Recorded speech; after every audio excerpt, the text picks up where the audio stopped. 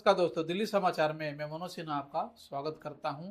आज हमारे साथ बात करने में सहयोगी हैं अनुज गुप्ता और एक बहुत ही गंभीर और बहुत ही संवेदनशील मुद्दे पर बात करने के लिए हम लोग बैठे हैं।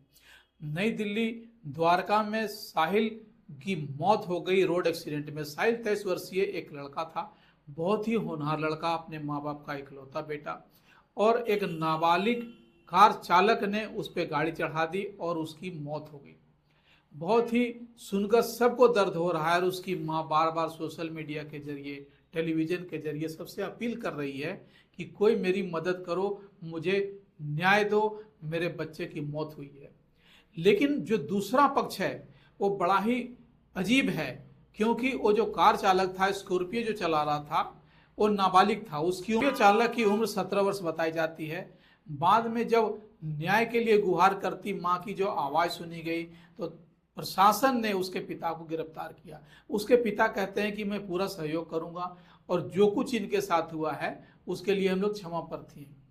लेकिन क्या किसी के क्षमा मांगने से या थोड़ी बहुत सजा हो जाने से या कानूनी जो दांवपेच होते हैं उसमें उलझकर क्या उस 23 वर्षीय बच्चे साहिल को वापस लाया जा सकता है? क्या उसकी माँ को उसका बेटा मिल सकता है? आप यकीन करेंगे कि हम लोग एक अपने पेट को भी पालते हैं, कुत्ते बिल्ली को भी पालते हैं, तो उससे एक लगाव हो जाता है। और जिस माँ ने 23 साल अपने बेटे को सीने से लगाया होगा, पाला होगा, अपने जीवन के सबसे अनमोल चीज को खोने का जो दर्द आप समझ सकते हैं। ऐसे एक उदाहरण नहीं है देश में, कानपुर में यही हुआ है। और कई जगहों पे जो अमीर ज्यादा होते हैं वो गाड़ी लेकर निकलते हैं, रील बनाना पड़ता है, उनको दूसरे से सबसे बेहतर दिखने का जो शौक है, और इस शौक की वजह से अगर किसी की जान जाती है दोस्तों, तो इस दर्द को जो जान लेने वाला है उसको भी समझना होगा। और समाज में एक जिस तरह से लोग तड़प रहे हैं अपनी गुहार लगाने के लिए, क्योंकि कई मौतें बेबस होती हैं, उसकी आवाज़ भी दूर तक नहीं पहुंचती और गुम हो जाती है शोर शराबे में। मैं इस चर्चा में अनुज गुप्ता को शामिल कर रहा हूं इसलिए कि एक बहुत ही संवेदनशील मामला है और हम सबके जीवन से जुड़ा है। कल हम लोग भी सड़क पे चलते हैं, हमारे बच्चे भी रोड पे चल रहे हैं, आपके बच्चे भी रोड पर हैं। तो क्या कल कोई रील बनाने के चक्कर में, कोई अपनी अमीरी दिखाने के चक्कर में क्या हम लोग पे गाड़ी चढ़ा देगा? सबसे पहले आप सभी को मेरा सादर प्रणाम। और घटना बहुत दुखद है जिनके साथ ये घटना हुई है। अगर हम बात करें उनकी तो हम तो केवल एक महसूस कर सकते हैं, लेकिन जो दुख है उस परिवार को बहुत भारी दुख हुआ है, बहुत भारी क्षति हुई है। मेरी संवेदनाएं उनके साथ हैं और ईश्वर से प्रार्थना है कि वो इस दुख को सहने की उनको शक्ति दे। और सर एक और बात यहाँ मैं कहूँ, ये रील का खेल कब तक चलेगा?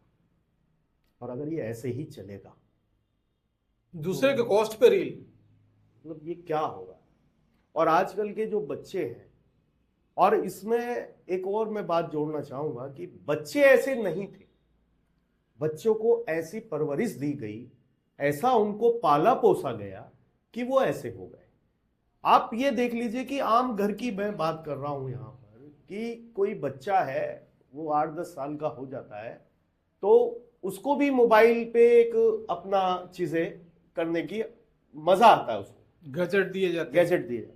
अब वो क्या है कि वो घर में डिमांड करता है और माँ बाप कुछ थोड़े बहुत मना भी करते हैं, और कुछ तो ऐसे भी माँ बाप हैं जो अपने बच्चे के लिए अपने से भी महंगा फोन उसको प्रोवाइड कराते हैं। जी जी, ऐसी एक चीजें मैंने खुद स्वयं का मेरा अनुभव है, खुद देखी है मैंने, वो मैं आपको बोल रहा हूं।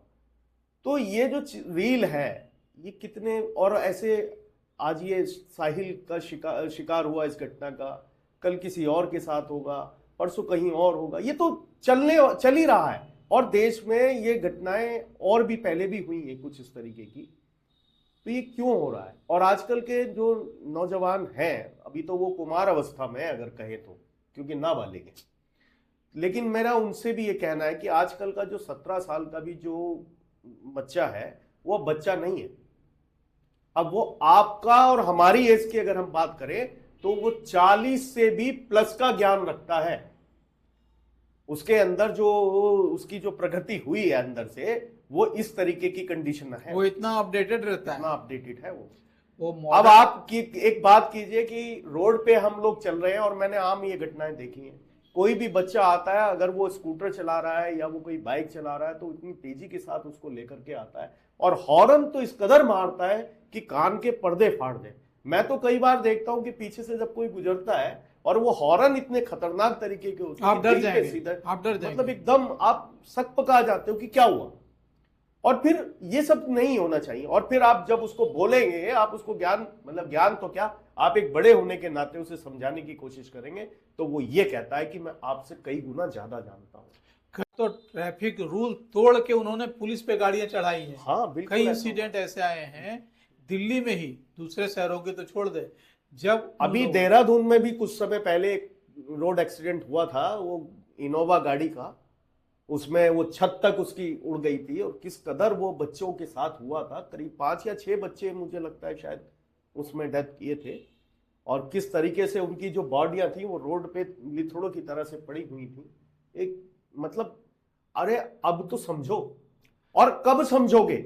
आज ये देखो, मैं आज भी ये बात कह रहा हूं और मैं अक्सर इन सब चीजों को कहता हूं कि अभी ये घटना हुई है, इस पे अभी हमें लग रहा है कि हाँ हमें ऐसा करना चाहिए, लेकिन 4 दिन बाद आप, क्योंकि जिंदगी इतनी तेजी से भाग रही है, बदलती है, इतनी तेजी से भाग रहे हैं और हकीकत यह है किसी को नहीं मालूम है कहां जाना है, किसी को भी नहीं मालूम है। मैं चैलेंज कर रहा हूं और इस बात को मैं पूरे दावे के साथ कह रहा हूं, अगर आपको सही में पता होता ना कि आपको कहां जाना है तो जीवन का कुछ और ही आनंद होता, लेकिन नहीं, बस न जाने किस दौड़ में हिस्सा लेकर के बैठे हुए हैं।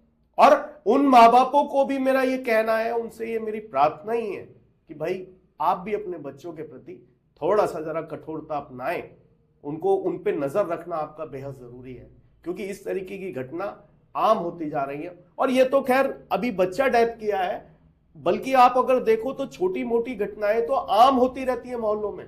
रैश ड्राइविंग जो होती है, आप देखेंगे, कार तो छोड़ते हैं, जो गली मोहल्ले में या सड़कों पे आप रैश ड्राइवर को देखेंगे, जिस तरह से बाइक चला रहे होते हैं, 2 या 3 बैठ जाते हैं, वो पुलिस को भी धत्ता बताते हुए आगे निकलते हैं और उनका सिर्फ एक ही ध्येय होता है कि एक अजीब आनंद है किसी दूसरे को तकलीफ देने में। उनके चक्कर में दूसरी गाड़ियां, जो पूरा ट्रैफिक होता है वो गड़बड़ा जाता है।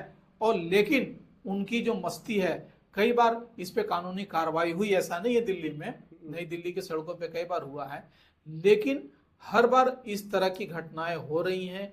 और इसके लिए क्या कानून बने? एक उनकी जो स्पीड है, दूसरा है उनके ड्राइविंग लाइसेंस है, और सबसे ऊपर है कि जो बच्चे हैं जिनके घरों में 2 या 4 गाड़ियां हैं, वो किसी तरह पलक झपकते ही अपने माँ बाप से गाड़ियां लेकर रोड पे उतर जाते हैं। अभी मुझे एक घटना याद आ रही है सर, अभी हम लोग नोएडा एक्सप्रेस वे की, वहां पे जितनी रैश ड्राइविंग होती है ना, आप यकीन नहीं, आप कभी सफर, जो लोग सफर कर रहे हैं उनको पता भी होगा। अभी पीछे ही मैं आ रहा था तो गाड़ी में बैठा हुआ था, तो हम लोग आराम से अपना 60-70 की स्पीड पे चल रहे थे। अचानक एक गाड़ी बहुत ही शोर मचाती हुई, हॉर्न पे हॉर्न देती हुई उतनी स्पीड के साथ, मुझे लग रहा 100+ तो भाग ही रही होगी वो। बिल्कुल बिल्कुल। एक बार को तो हम सकपका गए और जो ड्राइव कर रहा था ड्राइवर, वो भी सकपका गया कि एकदम अचानक से इतना तेज हॉर्न के साथ, और इस कदर वो निकला जैसे एक हवा का झोंका। तो ये और आगे जाकर के जब हमने उसको देखा तो मैंने उसको गौर से देखा कि ये है कौन, तो देखा तो उसमें मुझे लग रहा है कि शायद 22, 23 या 25 साल की उसकी एज रही होगी। बराबर में उसके साथ कोई एक और उसकी फ्रेंड थी, और वो लोग जो है हाथों में उन्होंने बियर का कैन ले रखा था और वो चल रहे थे। तो एक चलती फिरती मौत बेच रहे हैं वो लोग। बातें लंबी हो रही हैं, तो आपको एक छोटी सी बात कह के अपनी बात खत्म करता हूं। कई सड़कों पे आप जाएंगे, हिल स्टेशन पे या कहीं पे, तो एक बहुत खूबसूरत वाक्य बोर्ड पे लिखा होता है कि आप धीरे चलें, बच्चे आपका इंतजार कर रहे हैं। लेकिन आज बच्चे किसका इंतजार कर रहे हैं? वो बच्चे तो आपसे ज्यादा तेज चल रहे हैं, उन्हें रोकिए, संभालिए, नहीं तो बच्चों के साथ साथ पूरा का पूरा परिवार उजड़ जाता है। हमारी चर्चा दोस्तों जारी रहेगी, तब तक आपसे आग्रह कि हमारे चैनल को लाइक, शेयर और सब्सक्राइब जरूर करें। धन्यवाद।